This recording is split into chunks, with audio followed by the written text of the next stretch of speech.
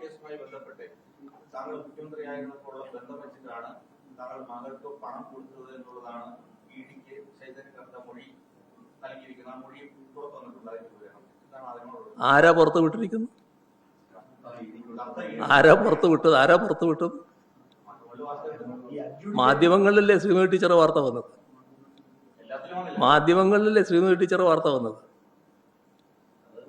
മാധ്യമങ്ങളിൽ വന്നു എന്നുള്ളത് കൊണ്ട് മാത്രം അത് ശരിയാവൂ? രേഖയുണ്ടെങ്കിൽ രേഖ കാണിച്ചോട്ടെ.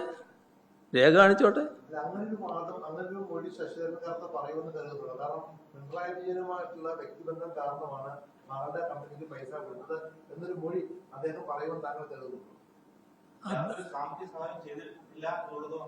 എങ്ങനെ? അതൊക്കെ നിങ്ങളുടെ സൃഷ്ടിയല്ലേ എന്ന്. നിങ്ങൾക്ക് എന്തെല്ലാം സൃഷ്ടിക്കാം. നിങ്ങൾ ഏതെല്ലാം സൃഷ്ടിച്ചുകൊണ്ടിരിക്കുന്നവരാണ്? എത്ര കാലമായി സൃഷ്ടിച്ചുകൊണ്ടിരിക്കുന്നു? ആ സൃഷ്ടിക്കുന്നതിന് വല്ല ഫലവും ഉണ്ടാക്കാൻ കഴിഞ്ഞോ? ഇനി ഇതും കുറച്ചുനാൾ നോക്ക് എന്താണ് ചെയ്യാൻ പറ്റുക.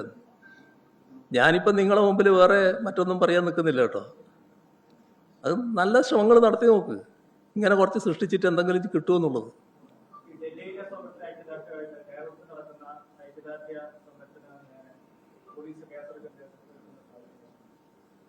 അത് സാധാരണ ആൾക്ക് ശരിയായിട്ടുള്ള കാര്യമല്ല. അത് സർക്കാർ ശ്രദ്ധിക്കേണ്ട കാര്യമാണ്. ഒരു പ്രക്ഷോഭം അതിൻ്റെതായ വഴിക്ക് നടക്കുമ്പോൾ വിദ്യാർത്ഥികളുടെയോ അതിൽ പങ്കെടുക്കുന്നവരുടെയോ നേരെ കേസുമായിട്ട് വരുന്ന കാര്യം ശരിയല്ല. ഒരു വേടൻ്റെ നേരെ എന്തോ ഒരു കേസ് എടുത്തു എന്നുള്ളൊരു വാർത്ത കണ്ടു. അത് ശരിയായൊരു സമീപനമല്ല. അങ്ങനെ ഉണ്ടോ എന്ന് എനിക്ക് കൃത്യമായിട്ട് അറിയില്ല.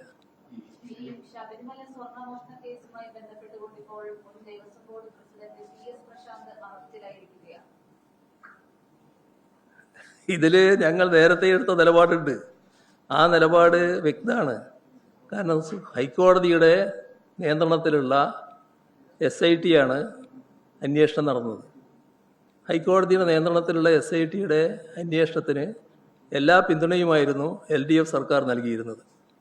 UDF സർക്കാർ വന്നതിന് ശേഷം അതിലെന്തെങ്കിലും മാറ്റം വന്നിട്ടുണ്ടോ എന്ന് എനിക്കറിയില്ല. സാധാരണഗതിയിൽ ഇതാണ് നടന്നു വരുന്ന സമ്പ്രദായം. അത് കൂടുതൽ വിശദമായി മനസ്സിലാക്കിയതിന് ശേഷം മാത്രമേ മറ്റു കാര്യങ്ങൾ പറയാൻ കഴിയൂ. നേരത്തെ ഞങ്ങൾ സ്വീകരിച്ച സമീപനം ഇത്തരം നടപടികൾ SITയുടെ ഭാഗത്തുനിന്നുണ്ടായാൽ അതിന് പിന്തുണ നൽകുക എന്നുള്ളത് തന്നെയാണ്. അത് ആ സമീപനത്തിൽ ഇപ്പോൾ മാറ്റം വരുത്തിയിട്ടില്ല.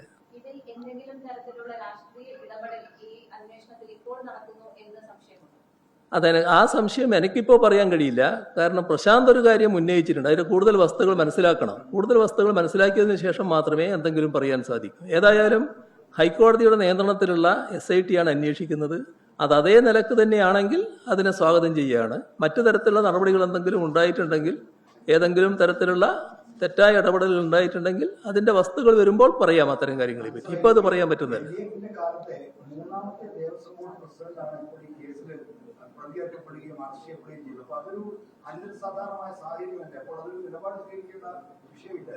അതിലല്ലേ നിലപാട് പറയുന്നത്. നിലപാടല്ലേ ഞങ്ങൾ പറഞ്ഞു. SITയുടെ ഭാഗമായി നടക്കുന്ന, ഹൈക്കോടതിയുടെ നിയന്ത്രണത്തിലുള്ള SITയുടെ ഭാഗമായി നടക്കുന്ന നടപടികളെ ചോദ്യം ചെയ്യുന്ന നിലപാടല്ല ഞങ്ങൾ എടുത്തിരുന്നത്. അതിനെ അംഗീകരിക്കുന്ന നിലപാടാണ് എടുത്തത്. അത് ഞങ്ങൾ വ്യക്തമാക്കിയ കാര്യമല്ലേ.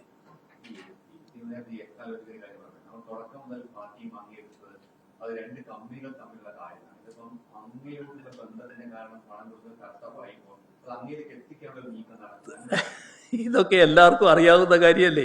നിങ്ങളത് വ്യക്തമായി പറഞ്ഞു എന്ന് മാത്രമേ ഉള്ളൂ. എങ്ങനെയെങ്കിലും എന്നിലേക്ക് എത്തിക്കാനാകുമോ എന്നാണല്ലോ പലരും നോക്കുന്നത്. എന്നോട് അത്രമാത്രം താല്പര്യമാണല്ലോ എല്ലാവർക്കും. അത് വരട്ടെ എന്നെല്ലാം നമ്മൾ കണ്ടിരിക്കുന്നു.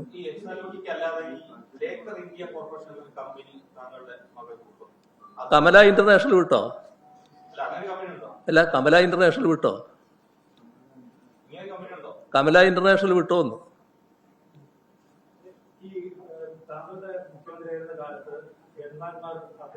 ബന്ധപ്പെട്ട ഒരു കേസിലാണ് ഇപ്പോൾ MRH കുമാറിനെ സസ്പെൻഡ് ചെയ്തിരിക്കുന്നത്. MRH കുമാർ ആ സമയത്ത് താങ്കളുടെ ഗവൺമാന്മാർക്ക് വേണ്ടി കേസ് ഒതുക്കി തീർക്കുമെന്നാണ് SIT കണ്ടത്. ആ കാര്യത്തില് സാധാരണ നില വിട്ടുള്ള പല കാര്യങ്ങളും കാണുന്നുണ്ട്. എൻ്റെ ഒരു മുഖ്യമന്ത്രി എന്ന പരിചയത്തിൽ പറഞ്ഞാൽ സാധാരണ നില വിട്ടിട്ടുള്ള ഒരു നടപടിക്രമങ്ങൾ അതിൽ കാണുന്നുണ്ട്. പക്ഷെ ഇപ്പം ഞാൻ അതിനെക്കുറിച്ച് പരസ്യമായി പ്രതികരിക്കുന്നില്ല. പിന്നെ വേണമെങ്കിൽ പറയാം. അതാണ് ഞാൻ പറഞ്ഞത്. സാധാരണ നില വിട്ടുള്ള ചില നടപടികൾ ഗവൺമെന്റിന്റെ ഭാഗത്ത് നിന്ന് കാണുന്നുണ്ട്.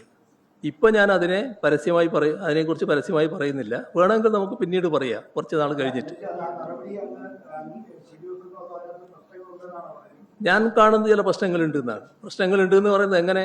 അജിത് കുമാറിന്റെ ഭാഗത്ത് പ്രശ്നങ്ങളുണ്ട് എന്നല്ല, ഗവൺമെന്റ് നിശ്ചയിച്ച നടപടികളുടെ ഭാഗത്ത് ചില പ്രശ്നങ്ങൾ ഞാൻ കാണുന്നുണ്ട്. ഇന്ന് ചിലരെല്ലാം വലിയ താല്പര്യത്തോടെ അതിനെ പിന്താങ്ങാൻ രംഗത്ത് വന്നിട്ടുണ്ടല്ലോ. ആ നിലയല്ല എനിക്ക് ആ കാര്യത്തിലുള്ളത്.